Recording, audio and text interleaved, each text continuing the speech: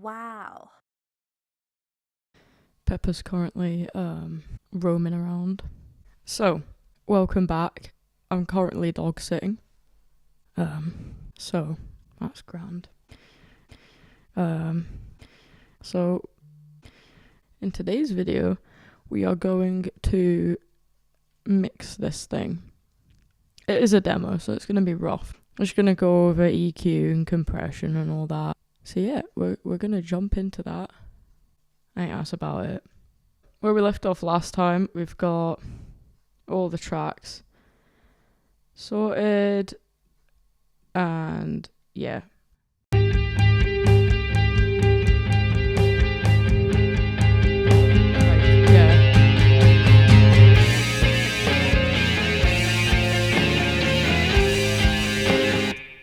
Yeah. Oh my god, that's loud. Jesus, okay. Thought I heard a strange noise, but we're back. So yeah. What is that? I don't know what it is, but it's really annoying. What is that? I think it's coming from upstairs and it's just really annoying. So I've got to deal with that until that stops. Always start with EQ, so I'm going to start with the acoustic guitar. If you can hear squeaking in the background, it's my brother's dog. So that's fun. So the reason that you EQ is it's basically kind of like to take out the bad frequencies to like clean up the sound, but also so that kind of everything doesn't sound like one muddled mess and you can kind of clearly distinguish everything in the mix. Pepper, that's really annoying. So we're just going to have that going on for a bit, but I'm not going to stop talking. I'm just going to pretend like, yep, okay. So this is like your basic EQ, and for this, we'll just put on this one. So you can see it shows you basically where the frequencies are. So this is kind of like, that's me hitting that low string there, and then these are the rest of them. So here, this is kind of, I'm going to put a dip here, and it's mainly because that gets really muddy with the bass, because that's the frequency the bass is at. And you can see here, it spikes when I slide the guitar, so I'm going to, what you can do, so you can see here, you've got the dBs, like how much, how little. So that's like obviously boosting the signal, that's decreasing it. And then if we do this, you can slide it, so you're basically making it focused on just one section. So what I'm going to do is I like to basically pull this up to find the nasty frequency. It's there. So I'm going to stab that like that. And then I'm just going to add a little dip here, and then I'm gonna boost around 400 I think for the mids.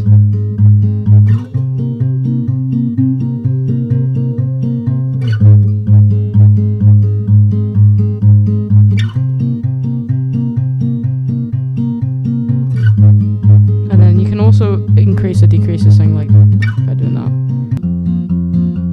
That sounds pretty decent to me. Quite an aggressive stab there, but it's just to get rid of that sliding string sound of it. So then what I'm going to do is I'm going to copy this, then I'm just going to paste it over to the right hand one. Like that. And we'll see how that sounds. So I've just taken the limiters off that. Just because now I'm going to do compression on this. So your compression is basically, this doesn't really need compression, it's probably mainly at the end. But compression kind of just levels it. It's really good for like vocals, you know, when there's like shouty bits and there's bits that are a lot louder. It basically kind of levels everything out. So I'm going to go ahead and basically click down here and it'll bring up, this is all your effects. And I'm just going to put on, if you don't know how to get it, compressors and dynamics, and then just press compressor. And I'm going to put that above the limiter. So some people will compress first and then do their EQ after. Personally, I prefer to do the EQ first and then compress.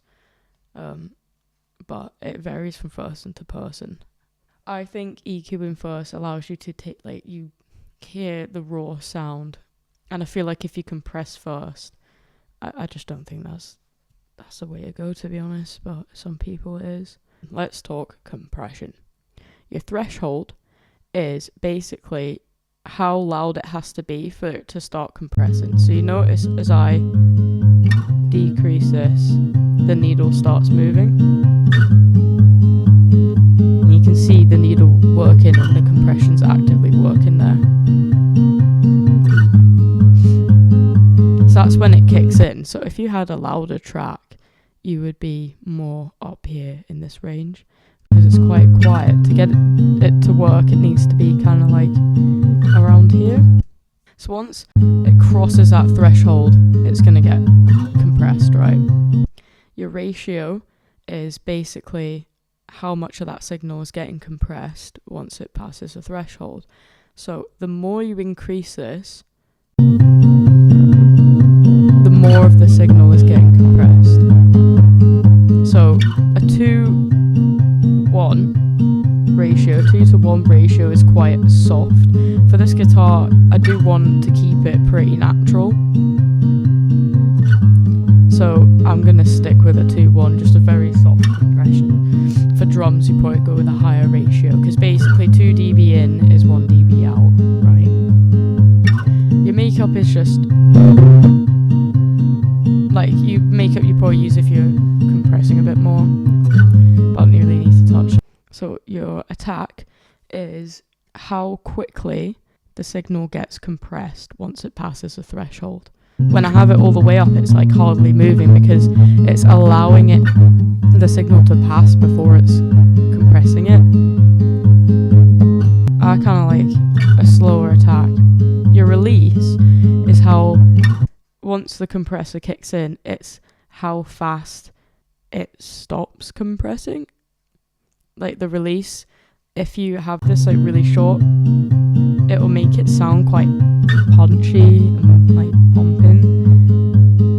So I prefer a bit of a slower release, because it makes it sound more natural, especially when it comes to like guitar. Yeah.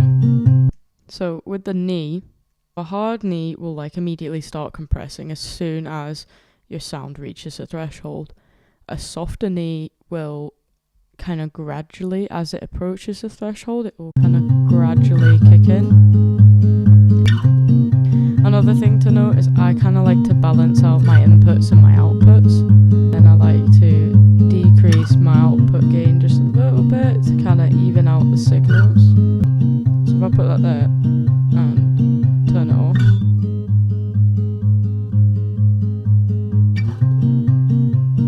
so you can see it kind of makes it louder, but it also kind of balances it out a little bit.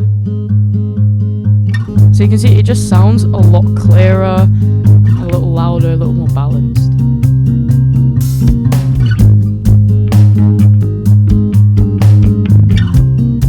So I'm quite happy with how that acoustic's sounding.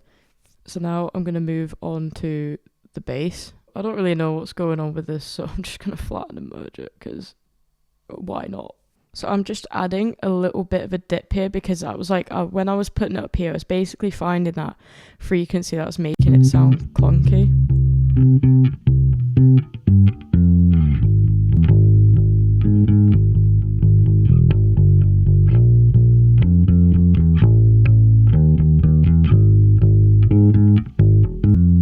That looks pretty good to me. So I'm just going to listen to it as a whole.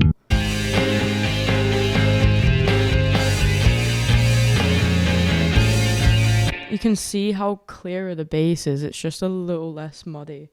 So I don't like my lows too high, because I feel like they kind of just boom.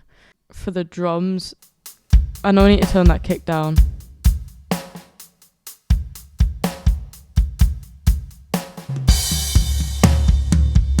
So that's pretty good for me. I'm pretty happy with that.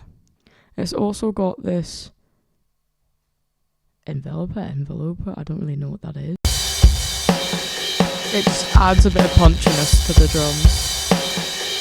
Where are they getting bussed to? Ah, they've already put reverb on it. Oh no, they haven't because they haven't turned it up. Okay. We'll get to that in a bit because I'll be making my own buses. So now I'll work on the lead.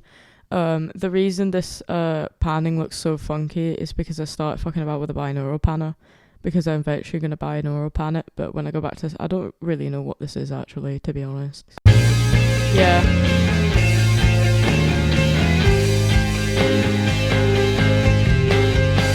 The order of your plugins can completely, just as you heard there, it can completely change your sound. I always like to have my EQ and my compression at the top. I think it makes for a way cleaner sound because otherwise you're like EQing and compressing after.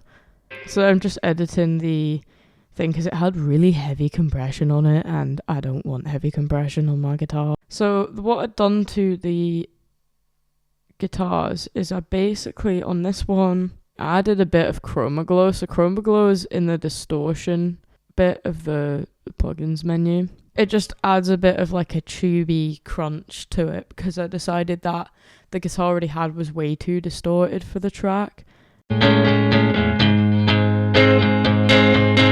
can up the drive, but I've just got it. It just gives it a bit of nice tubeness, I guess. What is on this bus? And it's already got reverb on it. I hate when they do this because I want to have my own reverbs. But this is why you record your guitar through an amp. You know what, we'll go on to vocals. My vocals sound shit because I've got a cold and also I just couldn't really be bothered to record them. So the first thing that I like to do is I like to go in and I will cut out the breath sounds in front of all of my stuff. What? See the breath that I took there? So I'm just going to press Command T to trim that. And just listen to that. Why? And we see it's like clipping at the start to make that funky sound. So this is where the crossfade tool comes in. So if you come up here, this is basically like your first click. That's the pointer tool. So if I change that, I'm now using scissors. So I always have this set to pointer. And then this, the second one is like when you press Command, it changes your mouse. So it's on the marquee at the moment. I like to have this as my fade tool. So you come in here at the start, press Command, start like a little bit after the start, and then just click and drag. And it will give you a little fade in, and it basically gets rid of that weird bit at the start. Why? So it's just a lot smoother. And I'm going to go to the next one and find out.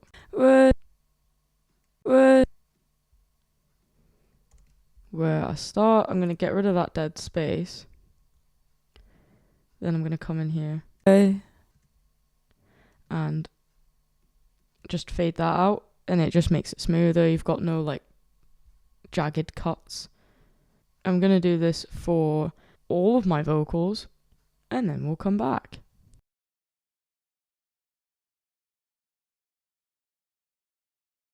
Oh my god, my vocals genuinely sound so disgusting in this because I'm hungover and I can't be bothered. The grind don't stop. You take out the dead space and the dead static to get rid of, like, say if you move while you're recording or anything like that. It gets rid of all that sounds you might swallow into the mic and all that. So it's just purely the vocal sections. That's fucking disgusting. That's why we compress. This is disgusting, by the way. That sounds so nasally and gross. Okay, that ending's terrible, but I don't care. So that's all of my vocals edited, right? So now, get into the mixy. What you can do now is basically take all of them and join them. But I'm not going to do that. So we're just going to add channel EQ. I know my range, and I know that I always have a horrible fucking frequency right here, so I cut that out. Probably even harsher than that. So now I'm going to do compression. The compression is going to be different because it's going to be harsher on this one. So this is my favourite one for vocals as well. So that is compression done, because I remember exactly how I have it set on the other version of this. So that is basically just all the EQ and compression done on the track. So give you a little gist of how that's sounding at the chorus. When I look at you, I don't feel any different. Visions of you as I close my eyes. So, sounding good. The only thing that's really got reverb on it at the moment is like the drum presets and like the electric guitar mainly. Apart from that, the whole track's pretty dry at the moment. What the next video is going to be about is we're going to go into buses and sends and doing effects. So it's going to be like all the reverb. It's basically just reverb and delay that we're going to go over, because that's what I have on this track. Nothing too crazy. The main learning is doing your buses and your sends. And we'll get into why they're important in the next one. So hopefully you enjoyed this really boring video. But EQ and compression is like the start. Sometimes you don't even use compression. You might not need to use EQ. But for this, everything's kind of muddled together. So compressing and EQing just helps to bring everything out and separate it, so it doesn't sound like one big muddy mess. Yeah.